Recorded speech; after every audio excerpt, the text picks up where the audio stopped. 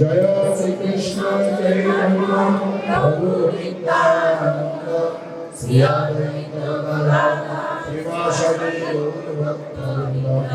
হরে কৃষ্ণ কৃষ্ণ কৃষ্ণ হরে হরে, হরে রাম রাম রাম হরে হরে। সবাই হাত জোড় করে আমার পরে পরে উচ্চস্বরে বলবেন, ওম নমো ভগবতে বাসুদেবায়, ওম নমো ভগবতে বাসুদেবায়, ওম নমো ভগবতে বাসুদেবায়,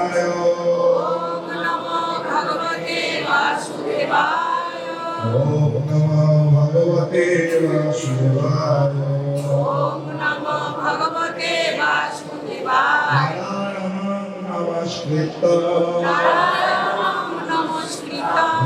চৈব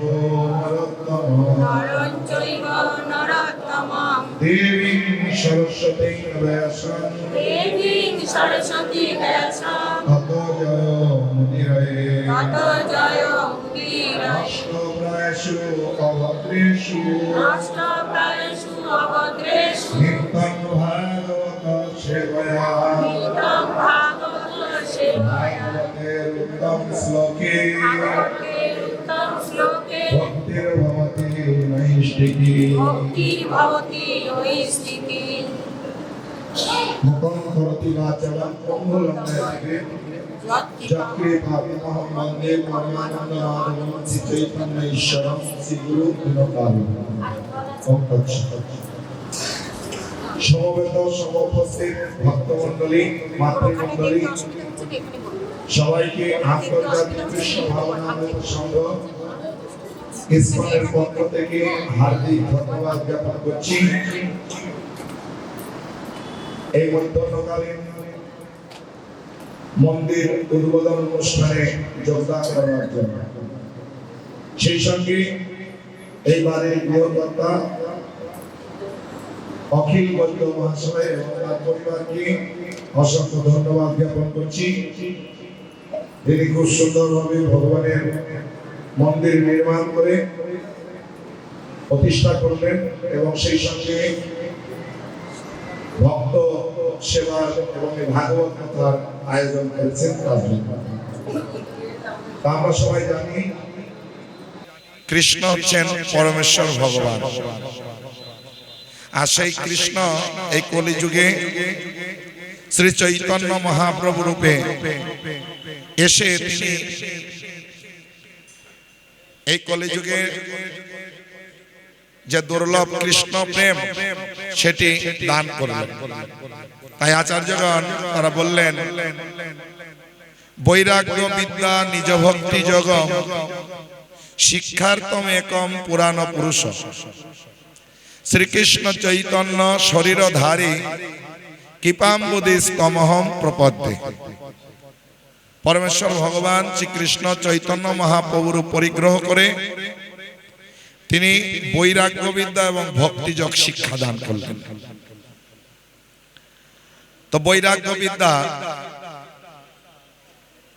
আমরা বৈরাগ্য মানে মনে করি ত্যাগ।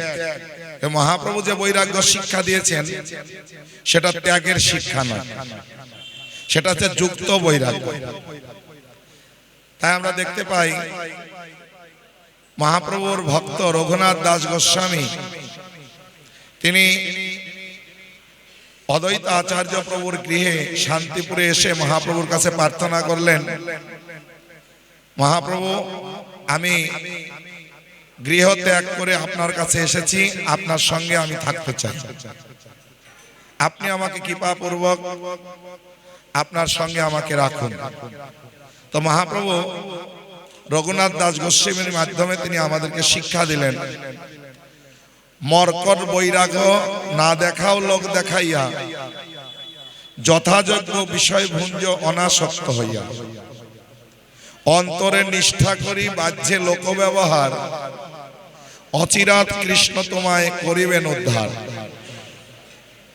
তাই এটা হচ্ছে মহাপ্রভু যে বৈরাগ্যের শিক্ষা দিলেন, এটা হচ্ছে যুক্ত বৈরাগ্য, যেটা রূপ গোস্বামী পাদ তার ভক্তিরসামৃত সিন্ধুতে উল্লেখ করে বললেন, অনাসক্তস্য বিষয়ান যথার উপযুঞ্জত নির্বন্ধ কৃষ্ণ সম্বন্ধে যুক্ত বৈরাগ্যম উচ্চতে। অনাসক্তস্য বিষয়ান, বিষয়ের প্রতি অনাসক্তি আনতে হবে। কেন না, আমরা এই বিষয়ের আসক্তির জন্যই এই জগতে এই জন্ম মৃত্যু জরাব্যাধির চক্রে আবর্তিত হয়ে 84 লক্ষ প্রকার দেহে আমরা পরিভ্রমণ করছি আর তিতাপ ক্লেশ ভোগ করছি। তো শাস্ত্রে বর্ণনা করা আছে, যদি বিন্দু মাত্র আমাদের হৃদয়ে বিষয় আসক্তি থাকে, সেই আসক্তি পূরণের জন্য এই জগতে জন্ম মৃত্যু জরাব্যাধির চক্রে আমাদেরকে ঘুরতে হবে। তো এই আসক্তি থেকে আমরা কিভাবে মুক্ত হতে পারি, সেই শিক্ষা মহাপ্রভু এবং মহাপ্রভুর নিজজনেরা তার পার্শ্বদগণ শিক্ষা দিয়েছে। তো বিষয়টা কি? তো দুই রকম বিষয় আছে, একটা স্থূল, একটা সূক্ষ্ম। এ বাড়িঘর, টাকা পয়সা, ছেলে মেয়ে, এগুলি বিষয়, এটা স্থূল বিষয়। অনেক সময় মানুষ এই ধরনের স্থূল বিষয় ত্যাগ করলেও সূক্ষ্ম বিষয় থেকে মুক্ত হওয়াটা খুব কঠিন। সূক্ষ্ম বিষয়টা কি? আমাদের যে ইন্দ্রিয়গুলি আছে, চক্ষু, কর্ণ, জিহ্বা, নাসিকা, ত্বক, এক একটা ইন্দ্রিয়ের এক একটা বিষয় আছে। রূপ, রস, শব্দ, গন্ধ, স্পর্শ, এগুলি হচ্ছে সূক্ষ্ম বিষয়। তো দেখবেন অনেক ব্যক্তি তারা বাড়িঘর ত্যাগ করেন, কিন্তু রূপ, রস, শব্দ, গন্ধ, স্পর্শ এটা ত্যাগ করা আমাদের খুব কঠিন। আর আমরা কখনো কোনো কিছু ত্যাগ করতে পারি না। শাস্ত্রে বলছেন, জীব নিত্য, জীবের বাসনা নিত্য। আর এই বাসনা হচ্ছে স্রোতবাহী নদীর মতো। নদীর স্রোতকে যেমন রোধ করা যায় না, জীবের বাসনাও কখনো সে রোধ করতে পারে না। তো এই নদীর স্রোতকে রোধ করতে গেলে কি করতে হয়? অনেকে বলবেন বাঁধ দিতে হয়। বাঁধ দিলেও নদীর স্রোতকে রোধ করা যায় না। দেখবেন আপনি বাঁধ দেবেন, নদীর স্রোত গিয়ে আস্তে আস্তে ওই বাঁধ ওভারফ্লো হয়ে অতিক্রম করবে, অথবা বাঁধকে ভেঙে নিয়ে চলে যাবে। তাই এই বাঁধ দেওয়ার পরে বাঁধকে টিকাতে গেলে ওই স্রোতের গতিবিধিকে অন্যদিকে ক্যানেল কেটে চেঞ্জ করে দিতে হবে, তাহলে আপনি ওই বাঁধটা টিকাতে পারবেন। ঠিক এরকম আমাদের এই যে বিষয় ভোগের যে বাসনা, এটাতে বাদ দিয়ে আমাদের কি করতে হবে? ভগবানের সেবার দিকে সেটাকে চেঞ্জ করে দিতে হবে, তাহলে আমরা এই বিষয় বাসনা থেকে মুক্ত হতে পারবো। তাছাড়াও আমরা উপলব্ধি করতে পারি যে আমরা এই জগতে যখন জন্মগ্রহণ করেছি, আমরা কেউ কিছু নিয়ে এসেছি, কেউ কিছু আনিনি। আবার এই জগতে যখন আমরা দেহ ত্যাগ করে চলে যাব, আমরা কি কেউ কিছু নিয়ে যেতে পারবো না? তাহলে আমাদের এটা স্পষ্ট উপলব্ধি করা উচিত, যেটা গীতা ভাগবত শাস্ত্রে বর্ণনা করা হয়েছে, এই জগতে কোনো কিছুই আমার নয়।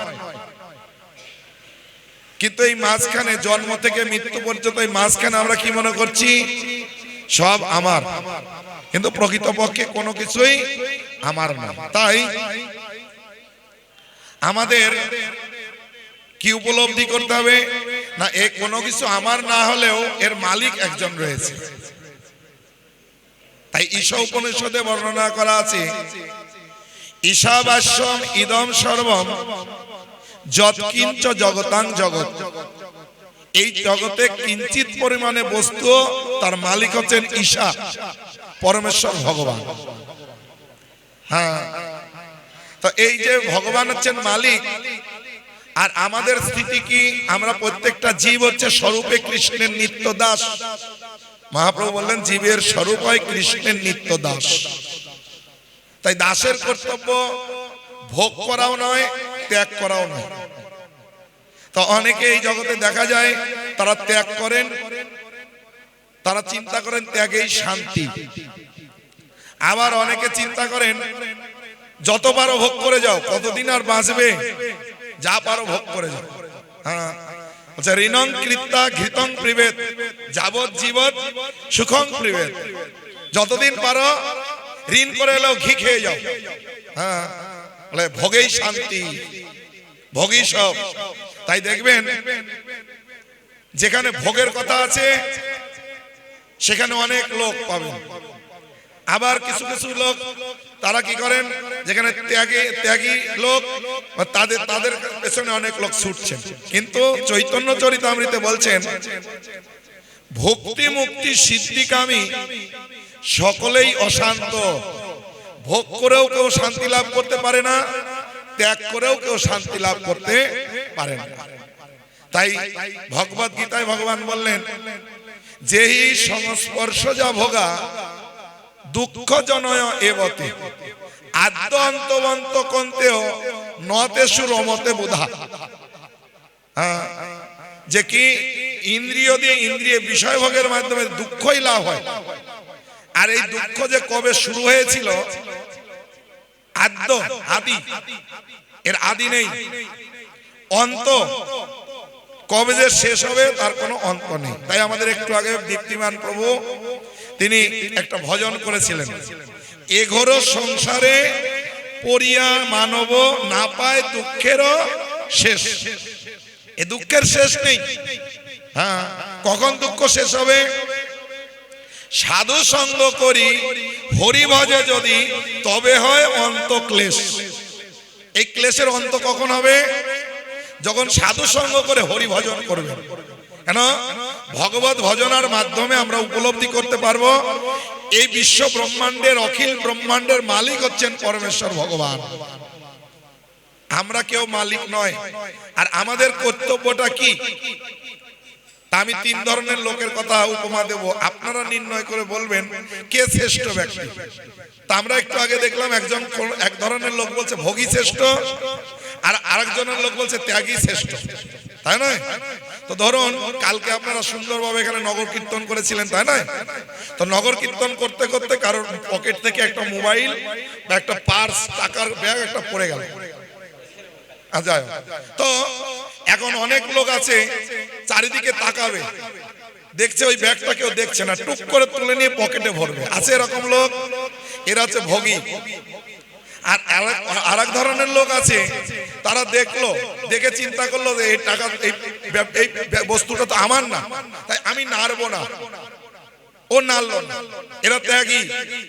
আর আরেক ধরনের লোক আছে, সে দেখে তুলে ওটার মালিক খোঁজ করে মালিককে পৌঁছিয়ে দিল, এরা হচ্ছে ভক্ত। বলুন এই তিন ধরনের ব্যক্তির মধ্যে কে শ্রেষ্ঠ? ভক্তরা হচ্ছে প্রকৃত শ্রেষ্ঠ। তারা ভোগও করেন না, ত্যাগও করেন না, তারা মালিককে খোঁজ করে মালিকের কাছে পৌঁছিয়ে দেন। তাই আমাদের জীবনে প্রকৃত কর্তব্য হচ্ছে যে এই জগতের সমস্ত কিছুর মালিক পরমেশ্বর ভগবান, এটা জেনে সবকিছু ভগবানের সেবায় যুক্ত করা। আমরা ভোগও করব না, ত্যাগও করব না, ভোগে শান্তি নেই। একবার একটা রাজ পরিবারে নতুন চাকরা নিয়ে এসছে, ঘর দুয়ার মুছতে মুছতে রানীর ঘরে গিয়েছেন। রানীর ঘরে গিয়ে দেখছেন বিছানাটা খুব নরম। চিন্তা করলো রানী এত নরম বিছানা উপভোগ করে, তো একটু বসে দেখি। আর আপনারা তো জানেন বসতে দিলে কি হয়, শুতে চায়। তো এত নরম আর খাটনি শরীর, খুব আরাম পেয়ে শুয়ে পড়েছে, গাটা মোড়া দিয়ে শুয়ে পড়েছে, আর শুলেই ঘুমিয়ে গেছে। এইবার রানী এসে দেখছেন যে এই নতুন চাকরানি এত বড় স্পর্ধা, আমার খাটে শোয়া। কিছু বলেনি, একটা লাঠি নিয়ে এসে সব পিটাচ্ছে। আর এই পিটানি খেয়ে উঠে পড়েছেন। এবার দেখছে রানী তাকে পিটাচ্ছে, আর ও তো বুঝে গেছে কেন মারটা খাচ্ছে, কিন্তু বুঝে ও হাসছে। আর ও যখন হাসছে মার খেয়ে, রানীর তত রাগ বাড়ছে, আরো পিটাচ্ছে। তো পিটাতে রানীর হাত ব্যথা হয়ে গেছে। তো রানী তখন বলছেন, আরে তোকে এত মারছি, তোর লাগছে না? তুই কি পাগল নাকি? মানে মারলে কে হাসে? যে পাগল। তো বলছে না, কেন পাগল হবো? তো লাগছে না? হ্যাঁ লাগছে। তো হাসছিস কেন? তো ও তখন বলছেন আপনার কথা বিবেচনা করে। কি কথা বিবেচনা করছিস?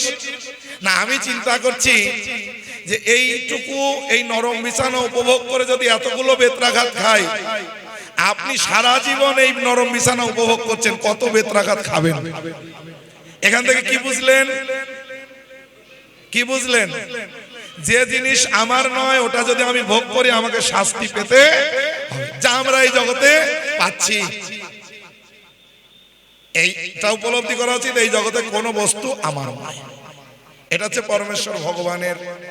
আর এটা ভগবানের জেনে ভগবানের সেবায় সেটাকে যুক্ত করা, এটাই হচ্ছে প্রকৃত বৈরাগ্য।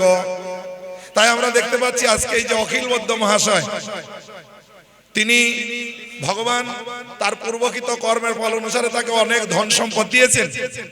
তো সেই সম্পদ দিয়ে তিনি কি করেছেন? এখানে ভগবানের মন্দির তৈরি করেছেন, ভক্তদের আহ্বান করেছেন।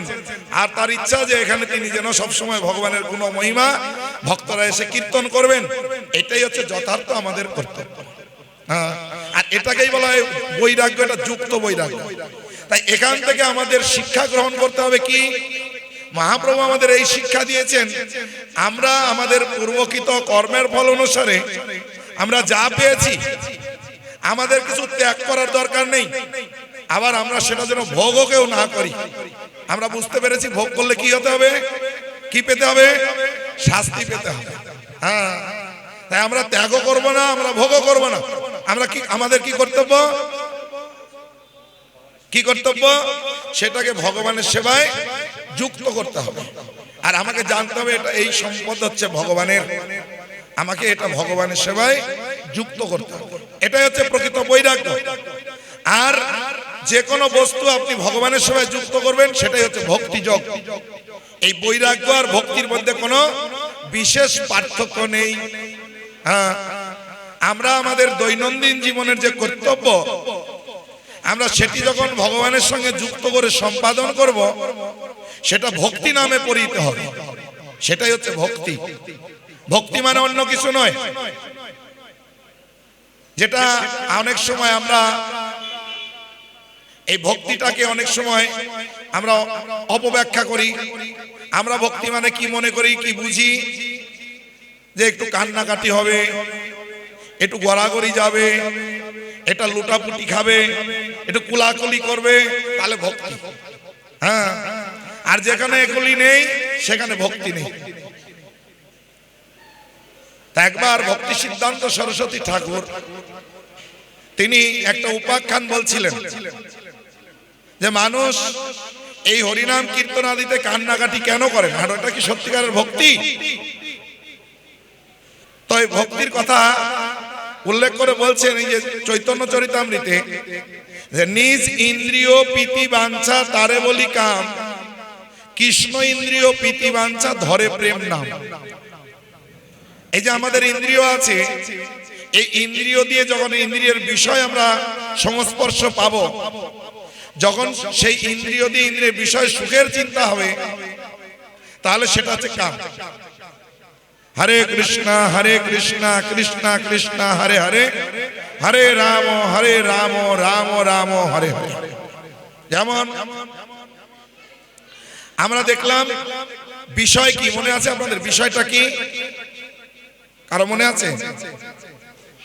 না। রূপ, রস, শব্দ, গন্ধ, স্পর্শ। চক্ষুর বিষয় কি? রূপ। চক্ষুর বিষয় হচ্ছে রূপ। তা আপনি এই চক্ষু দিয়ে যখন কোন রূপ দর্শন করলেন, যদি নিজের সুখের বাসনা হয় এটা কাম।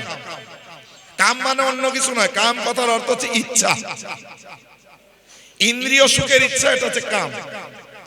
আর যখন এই চক্ষু দিয়ে কোনো রূপ দর্শন করবেন, যদি ভগবানের সুখের কথা মনে পড়ে, এটাই হচ্ছে প্রেম। প্রেমটা অন্য কিছু নয়।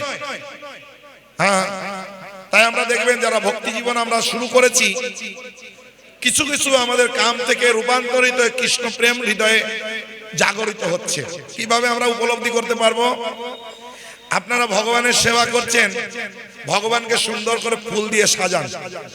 তো একদিন বাড়িতে ভগবানকে সাজাতে পারেননি, আপনি রাস্তা দিয়ে হেঁটে যাচ্ছেন, তো দেখলেন কোন গাছে সুন্দর ফুল ফুটে আছে, ফুলটার রূপ আপনার চক্ষু দিয়ে ওই রূপ দর্শন করলেন, দর্শন করে যারা ভক্তি জীবন করছেন ওই ফুল দর্শন করে কার কথা মনে পড়ে?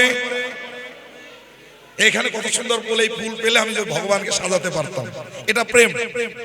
তাহলে আপনার কার সুখের কথা চিন্তা হলো? এটা প্রেম। হরে কৃষ্ণ কৃষ্ণ কৃষ্ণ হরে হরে, হরে রাম রাম রাম হরে হরে। তাহলে প্রেমটা বুঝতে পারলেন? প্রেমটা কি? যখন আমাদের ইন্দ্রিয় দিয়ে ইন্দ্রিয়ের কোনো বিষয়ের সংযোগ হবে, কার কথা মনে আসলেই প্রেম হবে? সেটা ভগবানের কথা যদি মনে হবে প্রেম। আর যদি নিজের সুখের কথা চিন্তা হয় সেটা কাম, হ্যাঁ সেটা প্রেম। তাই এটা আমাদের মনে করা উচিত নয় একটু কান্নাকাটি করলো, একটু গোড়াগড়ি দিল, তাই মানে প্রেম না। সেই কথাও চৈতন্য চরিতামৃতে বর্ণনা করা আছে। গোড়ার আমি বললে নাহি চলে, গোড়ার আচার গোড়ার বিচার করলে ফল ফলে, ভাব দেখানো গোড়া ভজা নামে মাত্র ধরি, ভেতরেতে অত্যাচার গোড়ার ধরে চুল। এই ভাব দেখানো গোড়া ভজা চলবে না, গোড়ার আচার গোড়ার বিচার করলে ফল ফলে। দেখবেন আপনারা যারা গৃহস্থ রয়েছেন, আপনাদের কাছে আপনাদের সন্তান প্রিয় না অপ্রিয়? প্রিয়। তো আপনার দুটো সন্তান আছে, একটা সন্তান আপনাকে দেখলেই আপনার সামনে গিয়ে খুব ভাব দেখাবে, আপনাকে বাবা বাবা করে তুয়াজ করবে, মা মা করে তুয়াজ করবে, আপনার দেখলেই শতাং প্রণাম করবে, চরণে ফুল দিবে, কিন্তু আপনি যে নির্দেশ দেন একটাও পালন করে না। আর একটা ছেলে আছে এত ভাব দেখায় না, কিন্তু আপনি যে নির্দেশ দেন সেটা সঠিকভাবে পালন করেন। বলুন এই দুটো সন্তানের মধ্যে বেশি প্রিয় আপনার কে? যে নির্দেশ পালন করবে সে হচ্ছে প্রিয়। তা আমরা সবাই ভগবানের সন্তান, আমরা সবাই ভগবানের সন্তান। হ্যাঁ, তাহলে ভগবানের কাছে গিয়ে ভাব দেখালে ভগবানের প্রিয় হতে পারবো না ভগবানের নির্দেশ পালন করলে ভগবানের প্রিয় হতে পারবো? নির্দেশ পালন করতে হবে। তাই আচার্যগণ বললেন যে শ্রুতি স্মৃতি পুরাণাদি পঞ্চরাত্মিক বিধিং বিনা ঐকান্তিকী হরের ভক্তি উৎপাতৈব কল্পতে।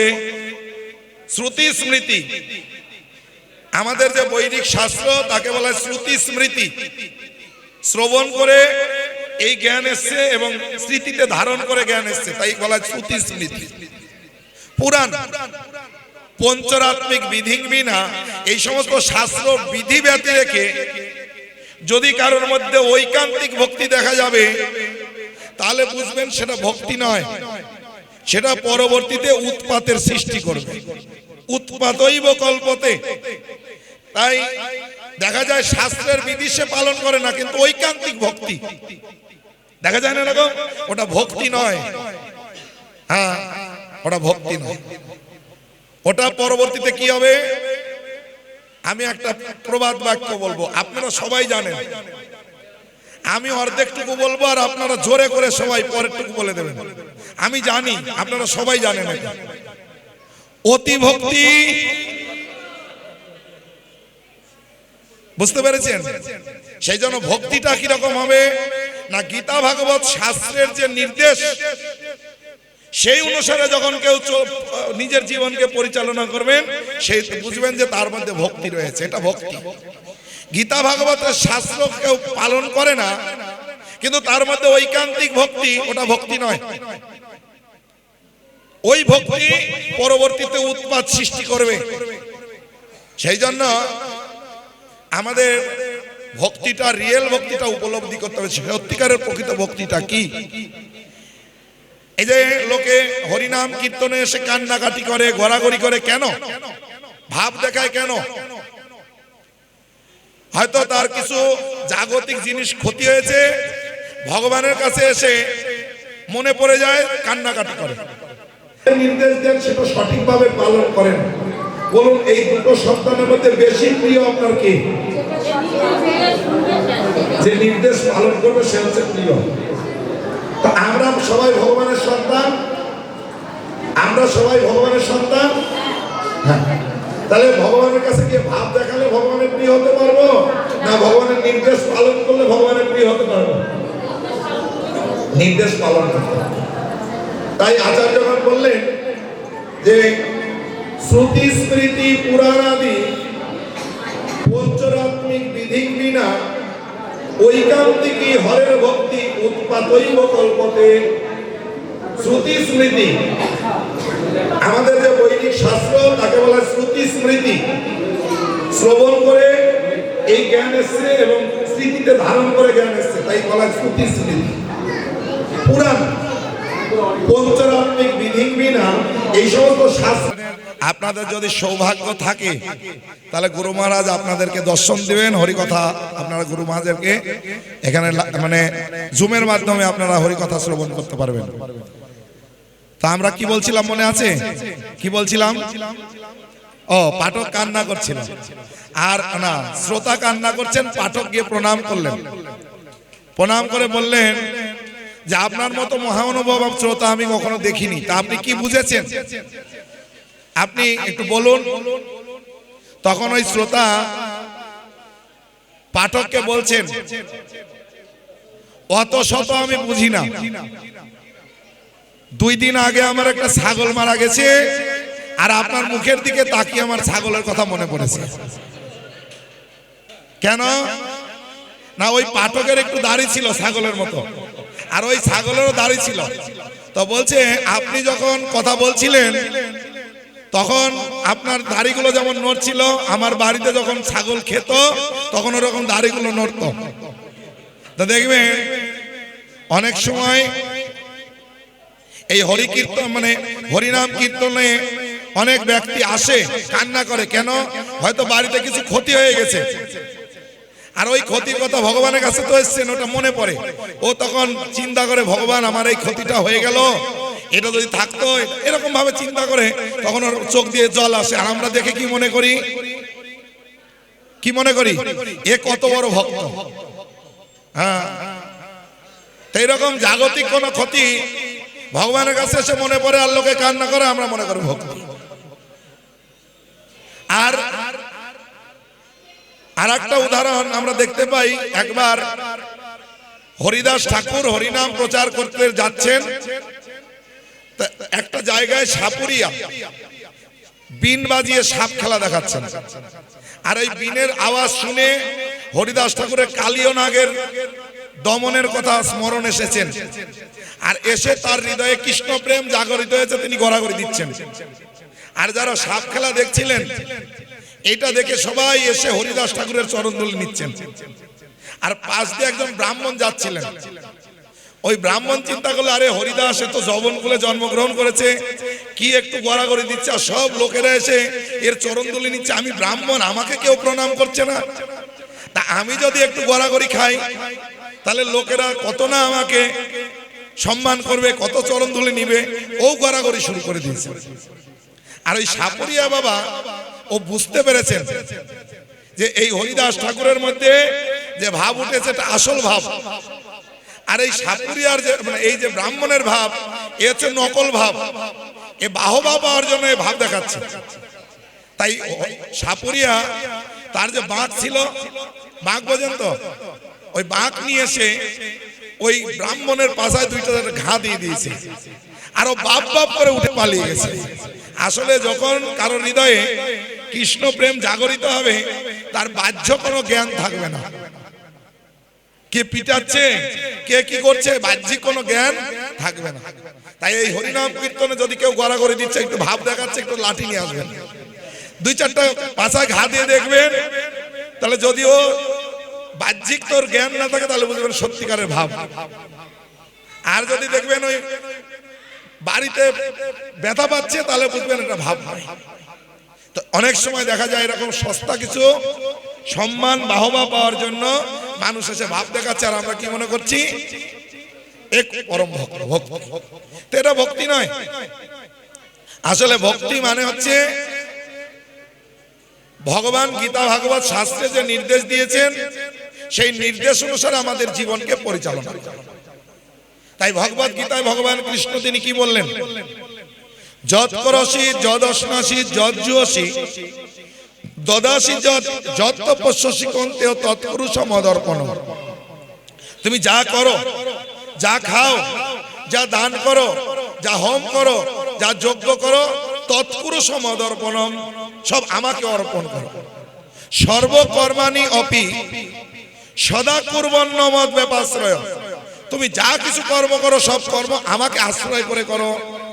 এইভাবে যখন আমরা ভগবানকে আশ্রয় করে সমস্ত কর্ম সম্পাদন করব ভগবানের নির্দেশে, ভগবানের প্রীতির জন্য, এটা হচ্ছে ভক্তি। হ্যাঁ, আর এইটাই হচ্ছে প্রকৃত কর্মের গুরু রহস্য। এই জগতে আমরা জানি না যে প্রকৃত কর্ম কি। অনেক সময় দেখা যায় মানুষ এরকম বলে থাকে কর্মই ধর্ম। হ্যাঁ কি না? কর্ম করতে হবে, কর্ম কর্ম না করলে কি কৃষ্ণ খেতে দিয়ে যাবে? এরকম অনেকেই আমরা বলি।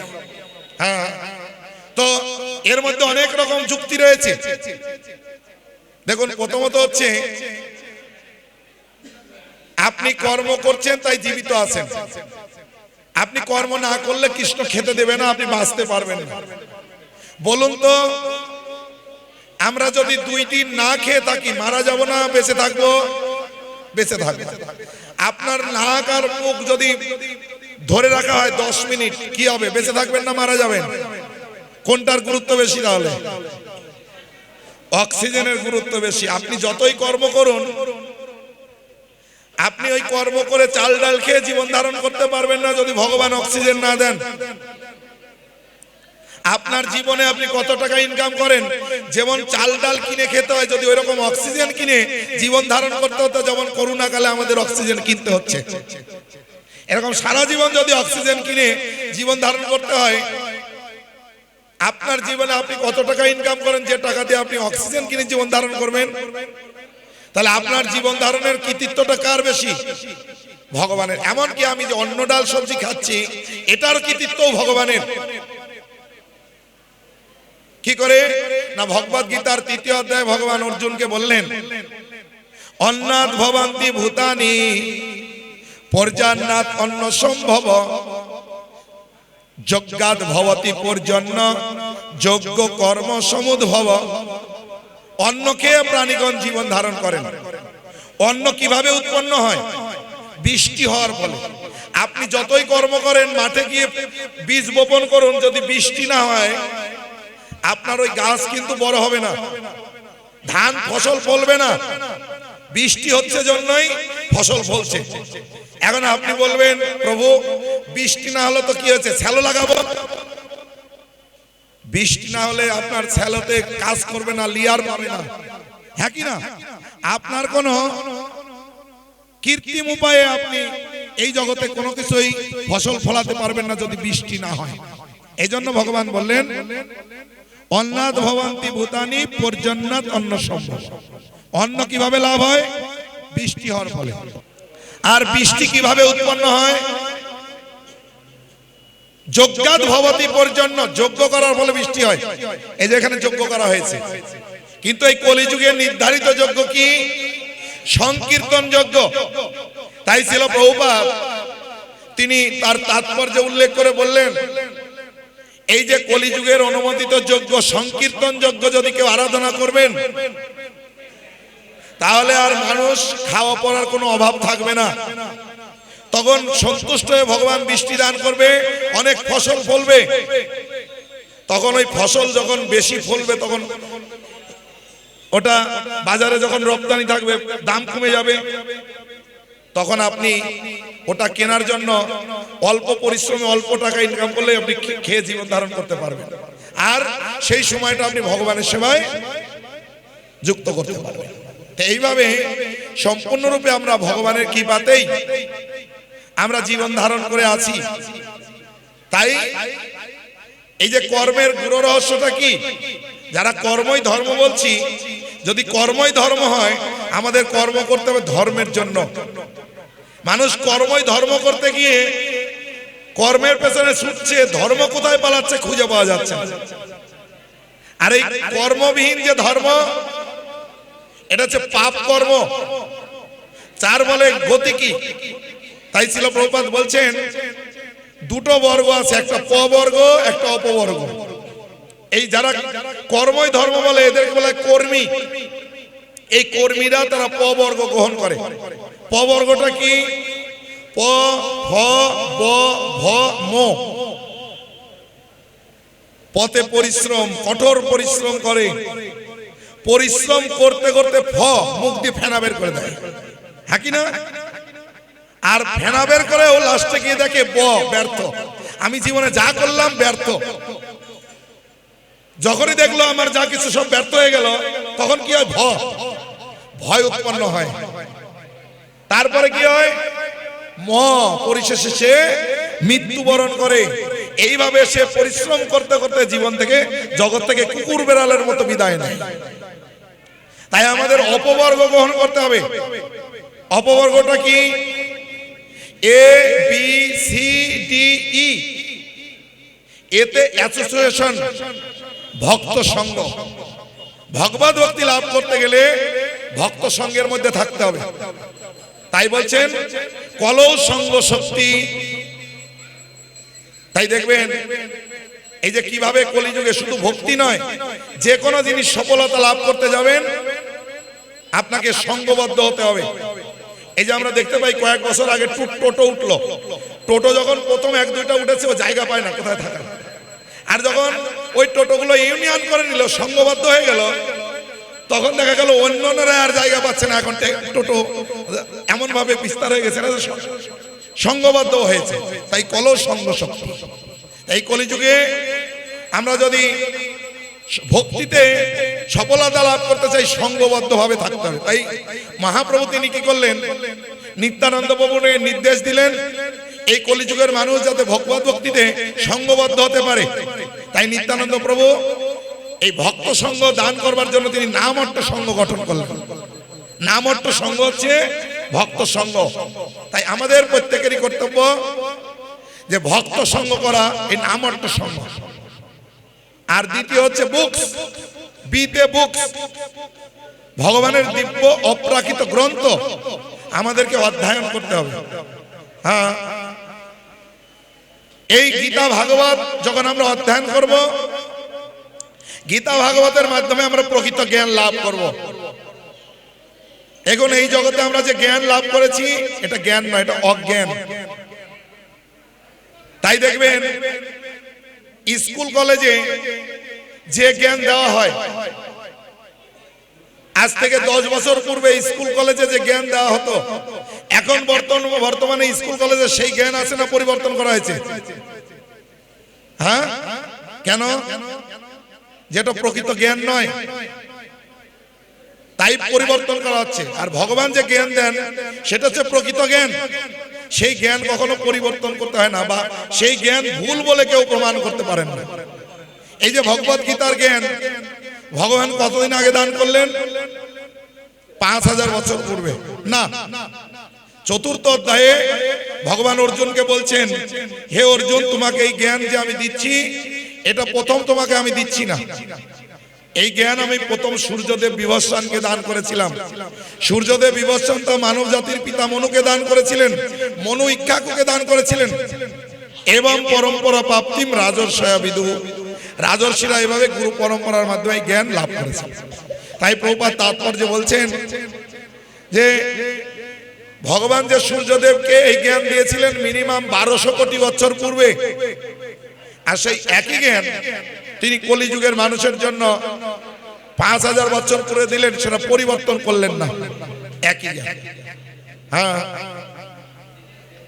তাই আমাদের প্রকৃত কর্তব্য হচ্ছে ভগবত গীতার জ্ঞান গ্রহণ করা। এই গীতা হচ্ছে আমাদের জীবনের সূত্র। দেখবেন আমরা জীবনে 3টা জিনিস চাই, সুখ, শান্তি, আনন্দ। দেখুন তো আমাদের জীবনে আমরা যা কিছু করছি এই 3টা জিনিসের জন্য কিনা? হ্যাঁ কিনা? এখন আপনি জীবনে তো এত কিছু করলেন, পরিশ্রম করে জীবন শেষ, আপনি সুখী? জোরে বলুন, সুখী? আনন্দ পাচ্ছেন? শান্তিতে আছেন? কেন মিলল না রেজাল্ট? না, যে কোনো জিনিস আমরা লাভ করতে গেলে তার সূত্র জানতে হবে। অঙ্ক করতে গেলে, রেজাল্ট মিলাতে গেলে কি জানতে হয়? সূত্র। সূত্র জানেন না, অঙ্ক করবেন, রেজাল্ট মিলবে না, সময় নষ্ট হবে, খাতা ভরে যাবে, লাস্টে কি রেজাল্ট মিলাতে পারবেন? তো এই ভগবত গীতার প্রত্যেকটা শ্লোক আমাদের জীবনের সূত্র। তার একটা শ্লোক আমি বলছি, ভক্তারাং যজ্ঞ তপসাং সর্বলোক মহেশ্বরম সুহৃদং সর্বভূতানাং জ্ঞাতামাং শান্তি বৃচ্ছতি। এই তিনটা জিনিস যিনি জানেন তিনি শান্তি লাভ করবেন। কি? ভক্তারাং যজ্ঞ তপসাং, সমস্ত যজ্ঞ এবং তপস্যার ভক্ত হচ্ছেন ভগবান। ভগবান নিজে বলছেন আমি হচ্ছি সমস্ত যজ্ঞ এবং তপস্যার ভক্তা। যজ্ঞ মানে কি? যজ্ঞ বই বিষ্ণু, বিষ্ণুর প্রীতির জন্য যা করা হয় সেটাকে বলা হয় যজ্ঞ। হ্যাঁ, এখন ভগবান কি কিভাবে প্রীত হন সেটা গীতা ভাগবত শাস্ত্রে লিস্ট রয়েছে। ভগবান বলছেন যেখানে আমার ভক্তরা গুণ কীর্তন করে আমি সেখানে অবস্থান করি। তো এখানে ওই যে ভগবানের গুণ কীর্তন হচ্ছে, ভগবান এখানে প্রীত হন, এটা যজ্ঞ। ভগবান বলছেন পত্রম পুষ্পম ফলম তয়ম জমে ভক্তা প্রযোচ্যতি তদহং ভক্ত উপরত অষ্টমী প্রযত আত্মনা। পত্র পুষ্প ফল জল দ্বারা কোন নির্মিত বস্তু কেউ যদি ভক্তিপ্লুত চিত্তে আমাকে অর্পণ করে আমি প্রীতি সহকারে গ্রহণ করি, এটা যজ্ঞ। এই যে ভগবানকে নিবেদন করা হচ্ছে, এটা যজ্ঞ। আর তপস্যা মানে কি? স্বেচ্ছায় কষ্ট স্বীকার করা, যেটা ভাগবতমে ভগবান ঋষভদেব তার 100 পুত্র, যার বড় পুত্রের নাম ভরত মহারাজ, 100 পুত্রকে সামনে নিয়ে শিক্ষা দিচ্ছেন। নায়ং দেহ দেহ ভাজং নীলকে কষ্টান কামান অর্হতে বীর ভুজাঙ্গে যেন তপ দিব্যং পুত্রকা যেন সত্যং শুদ্ধেত ব্রহ্ম সক্ষম তদনন্তম। হে আমার পুত্রগণ, দেহধারী জীবদের মধ্যে শ্রেষ্ঠ মনুষ্য দেহ লাভ করে ইন্দ্রিয় সুখের জন্য কঠোর পরিশ্রম করা উচিত নয়। যে সুখ বিষ্ঠাভোজী কুকুর এবং শূকরেরা অনায়াসে লাভ করে থাকে। আহার, নিদ্রা, ভয়, মৈথুন এগুলি করার জন্য কুকুর বিড়াল এরা কি পরিশ্রম করে? এরা নিম্নতর জীব, এরা অনায়াসেই পেয়ে যায়। আর আমরা যে এত কঠোর পরিশ্রম করছি কেন? কি করে একটু ভালো করে খাবো, কি করে একটু ভালো করে ঘুমাবো, কি করে একটু বংশ বিস্তার করবো আর সন্তান মানে আত্মরক্ষা করবো। বলছে এই উন্নত দেহ মনুষ্য দেহ পেয়ে এই ইন্দ্রিয় সুখের জন্য কঠোর পরিশ্রম করা উচিত নয়। কি জন্য করবেন?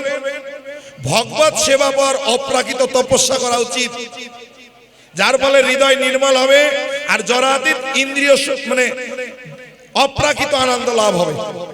ভগবানের সেবার যখন পরিশ্রম করব তা অপ্রাকৃত আনন্দ লাভ হবে। অপ্রাকৃত আনন্দটা কি? না আমাদের ইন্দ্রিয় জ্ঞানের অতীত, যা আমরা এই ইন্দ্রিয় দিয়ে উপলব্ধি করতে পারি না। সুখ দুই প্রকার, একটা শ্রেয়, একটা প্রেয়। প্রেয় সুখ কি? না ইন্দ্রিয় দিয়ে যে সুখ সেটা প্রেয় সুখ। এটা তুলনা করেছে রসগোল্লার সঙ্গে। রসগোল্লা খেতে কেমন? মিষ্টি, টেস্ট, পরিণাম সুগার। আর প্রহ্লাদ মহারাজ ভাগবতে বলছেন কুণ্ডায়ান মানে চুলকানি। চুলকাতে প্রথমে আরাম, পরিণাম জ্বালা। এই প্রেয় সুখ হচ্ছে এরকম। এই জগতে আমরা ইন্দ্রিয় সুখের জন্য যে পরিশ্রম করছি, এই সুখটা প্রথমে আপাতত সুখ, পরিণামে কষ্ট।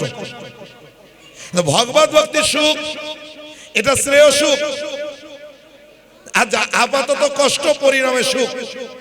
কার সঙ্গে তুলনা করা হয়েছে? নিম তিতো। তিতো খেতে কেমন? কষ্ট, পরিণাম ভালো। তাই ভগবত ভক্তির সুখ হচ্ছে প্রকৃত সুখ। তাই আমাদের যদি প্রকৃত সুখ লাভ করতে চাই, ভগবত ভক্তিতে যুক্ত হতে হবে। তাই দেখবেন আমরা সবসময় এই জগতে ইন্দ্রিয় সুখের প্রতি আসক্ত হয়ে এই ভগবত ভক্তিটাকেও ইন্দ্রিয় সুখ দিয়ে বিচার করি। তো প্রভুপাদ একটা উদাহরণ দিয়েছেন, এটা হচ্ছে কি তাতস্য কূপ, মানে কি বলে উপমণ্ডক, কূপমণ্ডক।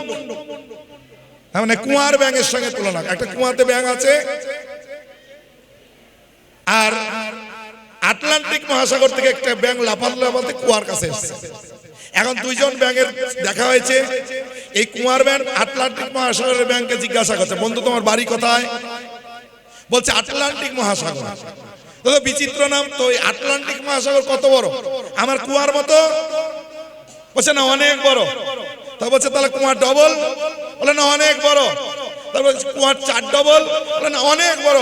তাহলে কুয়ার 10 ডবল? না, অনেক বড়। এই কুয়ার ব্যাঙ একে আটলান্টিক মহাসাগরের সন্ধান দিলেও কি দিয়ে বিচার করবে? কুয়া দিয়ে। কেন? ও কুয়ার মধ্যে আছে, কুয়ার বাইরের অভিজ্ঞতা ওর নেই। কিন্তু বলুন, এই কুয়া দিয়ে আটলান্টিক মহাসাগরকে মাপা যাবে? মাপা সম্ভব নয়। এই কুয়ার অভিজ্ঞতার ঊর্ধ্বে এই কখনো কুয়া দিয়ে। ঠিক এরকম আমরা যে জড়জগতে আছি, এই জড়জগতের সুখটা হচ্ছে কুয়ার মতো, আর ভগবত ভক্তির সুখ হচ্ছে আটলান্টিক মহাসাগরের মতো। আপনি জেনে রাখবেন, এই কুয়া দিয়ে, এই জড়জগতের সুখ দিয়ে ভগবত ভক্তির সুখকে কখনোই বিচার করা যাবে না। হ্যাঁ, সেই জন্য বলছেন জরাতীত চিন্ময় আনন্দ লাভ হয়। তাই ভক্তিবিনোদ ঠাকুর বললেন, তোমারও সেবায় যত দুঃখ হয় সেও তো পরম সুখ। সেবা সুখ দুঃখ পরম সম্পদ, নাশায় অবিদ্যা দুঃখ। এই জন্য ভক্তরা পরিশ্রম করবে। কার জন্য? ভগবানের জন্য করবে। আর হৃদয় নির্মল হবে, কলুষ মুক্ত হবে। তখন আমরা ভগবত ভক্তির মাধ্যমে পূর্ণ আনন্দ লাভ করব। তাই আমি বেশি বলবো না, ভোগ লেগে গেছে। একটা ছোট্ট কথা বলেই যে দেখুন প্রকৃত সুখ কিভাবে লাভ হয়। একবার বিক্রম বেতাল বিক্রমের কাঁধে চড়ে যাচ্ছেন। বেতাল বিক্রমকে প্রশ্ন করছেন, বলতো বিক্রম, কার এখানে আছে সেখানে নাই, কার এখানে নাই সেখানে আছে, কার এখানেও আছে সেখানেও আছে, কার এখানেও নাই সেখানেও নাই। বিক্রম উত্তর দিচ্ছে, রাজপুত্র চিরঞ্জীব, ঋষিপুত্র মা জীব, বেদ মা জীব মা মর, সাধু জিও বা মরও বা। তো প্রথম প্রশ্নের উত্তর দিলেন রাজপুত্র চিরঞ্জীব। প্রথম প্রশ্নটা কি ছিল? কার এখানে আছে সেখানে নাই। তো বললেন রাজপুত্র চিরঞ্জীব, রাজার পুত্র চিরদিন বেঁচে থাকো। কেন না? রাজার পুত্র তার পিতার ঐশ্বর্য দিয়ে এই জীবনে সে সুখী, কিন্তু ওই সুখে মত্ত হয়ে পরের জীবনে সুখের কথা চিন্তা করে না। তাই ও যতদিন বেঁচে থাকবে সুখ, মরে গেলে সুখ নেই। তাই চিরদিন বেঁচে থাকো। তাহলে ওর এখানে আছে সেখানে নাই। দ্বিতীয় প্রশ্ন বললেন কার এখানে নাই সেখানে আছে। তো বললেন ঋষি পুত্র মা জীব, ঋষির পুত্র তাড়াতাড়ি মরে যাও। কেন না? মুনি ঋষিরা ওই যে বনে জঙ্গল গিয়ে তপস্যা করে, খাওয়া দাওয়া বন্ধ, ঝড় বৃষ্টি রৌদ্র সহ্য করে, কষ্ট না সুখ? কষ্ট। কিন্তু ওরা যে তপস্যা করছে, মরে গেলে পরের জীবনে কি হবে? সুখ, স্বর্গ সুখ। তাই বলছে ওর বেঁচে থেকে লাভ নেই, তাড়াতাড়ি মারা যাও। তাহলে ওর এখানে নাই সেখানে আছে। তৃতীয় প্রশ্ন করলেন কার এখানেও নাই সেখানেও নাই। বলে বেদ মা জীব মা মর, যারা কসাই, ওর বেঁচে থেকেও লাভ নেই, মরে গিয়েও লাভ নেই। কেন? এই কসাই যে কাজ করে ওই কাজের মধ্যে জীবনে কখনোই সুখী নয়। দেখবেন যারা কসাইয়ের কাজ করে এরা জীবনে কখনোই সুখী নয়। আর যেমন কর্ম, জোরে বলুন, যেমন কর্ম, বুঝতে পেরেছেন? ও যে কাজ করছে পরের জীবনে ওকে ওই রকম শাস্তি পেতে হবে। তাহলে ওর বেঁচে থেকেও লাভ নেই, মরে গিয়েও লাভ নেই। ওর এখানেও নাই সেখানেও নাই। আর চতুর্থ প্রশ্ন বললেন কার এখানেও আছে সেখানেও আছে। তো বললেন ভক্ত জিও বা মরও বা, যারা ভগবানের ভক্ত ওর বেঁচে থাকলেও ক্ষতি নেই, মরে গেলেও ক্ষতি নেই। কেন? ভক্তরা এই জীবনেও সুখী, পরের জীবনেও সুখী। এই যে আপনারা এখানে ভক্ত সঙ্গ করছেন, আনন্দ না কি কষ্ট হচ্ছে? বলছে ভক্ত সঙ্গেতে মন আনন্দিত অনুক্ষণ। হ্যাঁ, ভক্ত সঙ্গে সবসময় আনন্দ। তাই ভক্তদের বেঁচে থাকলে ক্ষতি আছে? ক্ষতি নেই। আর ওরা দেহ ত্যাগ করলে কোথায় যাবে? ভগবত ধাম। ভগবত ধামের আনন্দটা কেমন? আপনারা গান টান করলে কি আনন্দ হয়? একই না? তো ভগবত ধামে কোনো কথা নেই। বলছে কথা গানং, শুধু ওখানে একজনের সঙ্গে আরেকজনের যে বিনিময় হবে গানের মাধ্যমে, শুধু গান, কোনো কথা নেই। হ্যাঁ, আর আপনারা যে কালকে নগর পরিক্রমায় নেচেছিলেন, আনন্দ হয়েছিল? তো ভগবত ধামে কোনো হাঁটাহাঁটির সিন নেই। নাট্যঙ্গ নমপি, কিভাবে গমন করবেন? নাচতে নাচতে। তাহলে নাচ আর গান, তাহলে বুঝতে পারছেন ভগবত ধামের আনন্দ কেমন। তাহলে ভক্তদের এই জগতে বেঁচে থাকলেও ক্ষতি নাই, ভগবত ধামে গেলেও তাহলে তার এখানেও আছে সেখানেও আছে। তাহলে প্রকৃত আনন্দ সুখী কারা?